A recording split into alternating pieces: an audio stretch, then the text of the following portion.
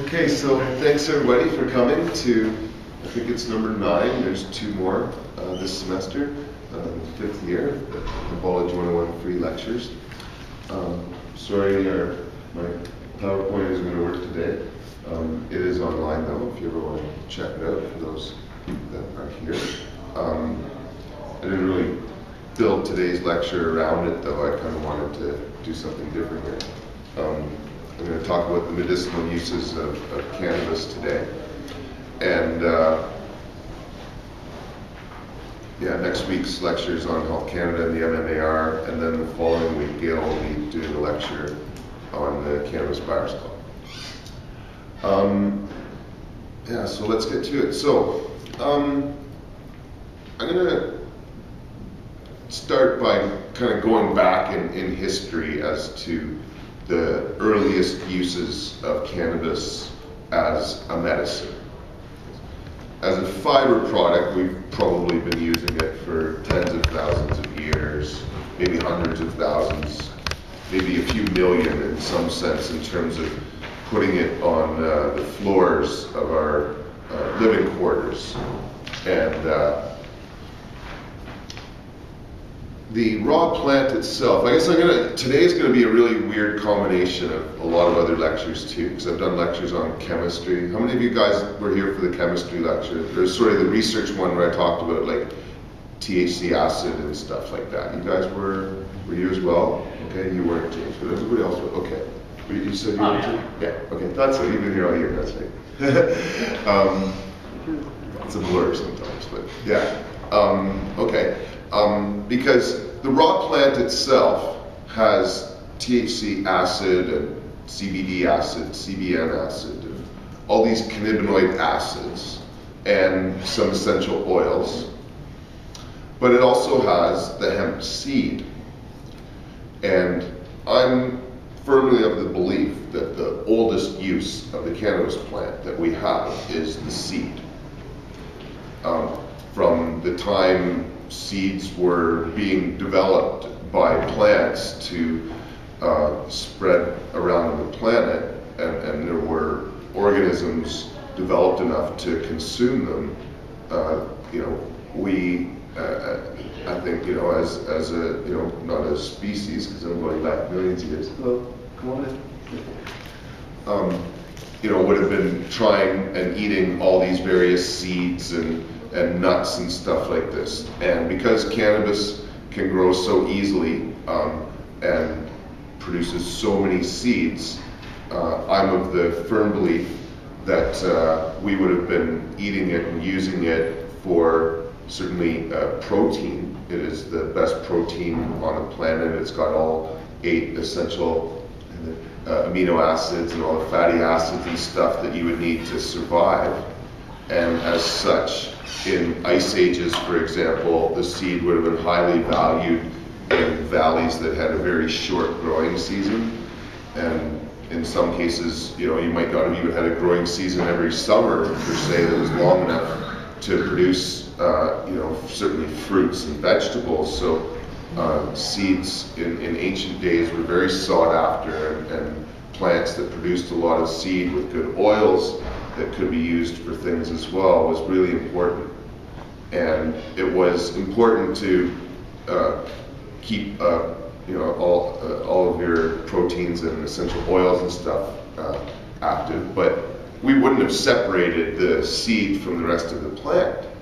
We would have been, to a point, doing that, but I believe that it would have been quite likely, just like you see various primates now, chimpanzees and stuff like that. Like, you can imagine them coming across, very low THC cannabis, not, a nice greenhouse that you might think of now, but, just some low THC, cannabis that's totally full of seed. Like, now we have it so that up to 30% of the weight of the cannabis plant, if it's grown for seed, can be in that alone. But it would have been less by weight, but we would have just been munching on the whole plant. We wouldn't have just been, we would have been saving the seed too, but it wouldn't have been really that important we would have known or learned eventually how to plant seeds.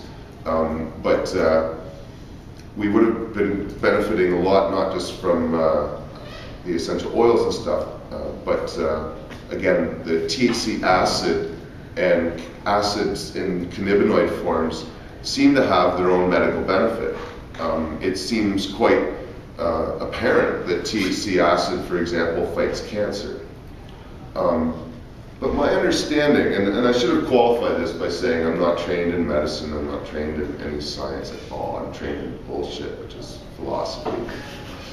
So what I'm talking about, I've really just kind of gleaned from things that I've read and learned, and information that's come to me in various ways. But it's my understanding that acids in general, different sort of acidic medicines are very good at fighting cancer, and that seems to make sense to me in terms of trying to fight various sorts of viruses and stuff internally. And so the THC acid and cannabinoid acids are used to this day in, for example, teas, where people will make a tea and they'll just like take pot and cook it into a tea and they'll drink it, and it's in many cases help fight and kill cancer. It's good for all sorts of, I shouldn't say all sorts, but it's good for certain diseases, it seems. You know, like viruses and infections, you know, kind of bugs that the body gets. The acid forms seem to be very good at. And so even though cannabis isn't even really water soluble, enough when it's cooked seems to get extracted into the water that it has medical benefit. Now, it was about 1 million years ago that we started to be able to use fire, and certainly it wouldn't have been long after we experimented with different plants, throwing them on the fire and smelling the air. But when we began to learn its medical uses is really long lost in history. The earliest records of the use of cannabis in China indicate that it is one of the most ancient medicines in the world, in the most ancient places of the world. India as well, the Rig Veda, and many other documents historically suggest that eating cannabis in particular was used for a whole wide range of medical problems. And there's all sorts of different ways to use cannabis as well, which is why reading history can be so interesting. There's ancient, recipes of bang from India where you're cooking it in milk for 12 hours and using it that way. People would at times, again, just eat the plant itself. The study of the medicinal uses of cannabis around the world and all these different preparations that it can be made from is really quite fascinating, and is really why the pharmaceutical companies can't duplicate it on one hand or compete with it on the other. Now, I guess there's a lot of, I've talked before, I guess there's a few new people here, so I'm not sure, were you guys here, or not everyone, for the endocannabinoid lesson? So maybe I'll describe that a little bit, and then get into some more specific problems. But it's hard to understand why cannabis helps for so many things without understanding your endocannabinoid system. And it started when they discovered THC, and then they discovered we have receptors all through our body, all through our brain, and in our, basically every system of our body has got receptors that will, almost like a baseball fitting into a glove, match the cannabinoids present in the cannabis plant. And these internally produced chemicals are so similar to the ones in the cannabis plant, which were discovered first, that we call them endocannabinoids. And so we use endocannabinoids to regulate various functions in our body. And I used the temperature example in the past, but really every part of our body, our muscular system, our respiratory system, our skin, skeletal system, nervous system, uses cannabinoids to help maintain what's called homeostasis, or sort of balance. And so when people become deficient in one of these endocannabinoids, using cannabis as a sort of supplement to what our body naturally needs is really important, because there's no other way, if your body stops producing endocannabinoids to fight things, unless you're using some other almost kind of like alien chemical to force the body back to normal.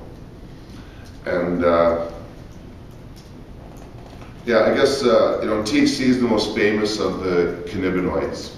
THC is a painkiller, like I say, and that is not only throughout our body, where we have nervous receptors for pain, but in our brain as well.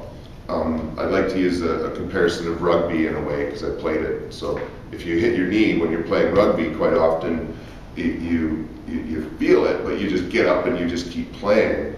And your body starts producing anti-inflammatories, which are endocannabinoids, muscle relaxants, and painkillers. Anandamide is the THC sort of equivalent that your body produces, would go straight to both your knee and your brain. So it'd be telling your brain, don't worry about it, we're going to take care of it, and then it would tell the knee, or calm the nerves in your knee, and also try to bring down the inflammation and bring down relax the muscles around the area. Now, at the end of the game, if you injured it too much, you're going to keep swelling, and you might touch it and go, oh well, I've hurt my knee, but you're not conscious of it until you touch it. Well, that's because of the number of endocannabinoids that are both suppressing the pain in your brain and the feeling in your knee. And if you've injured it so much that your knee doesn't heal, eventually you slow down in the production of these various endocannabinoids, which is why eating cannabis in particular can become so important.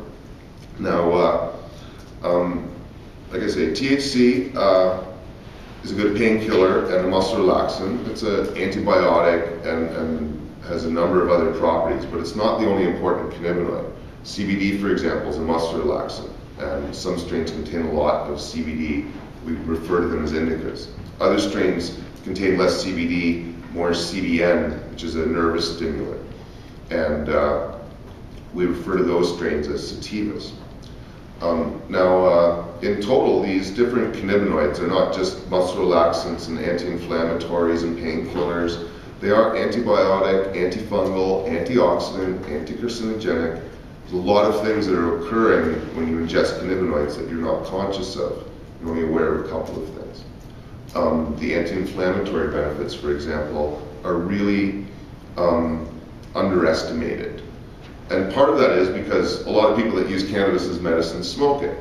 And so you get a little dose of anti-inflammatory, but 20 minutes after smoking, the chemicals start to dissipate. An hour later, most of them are gone.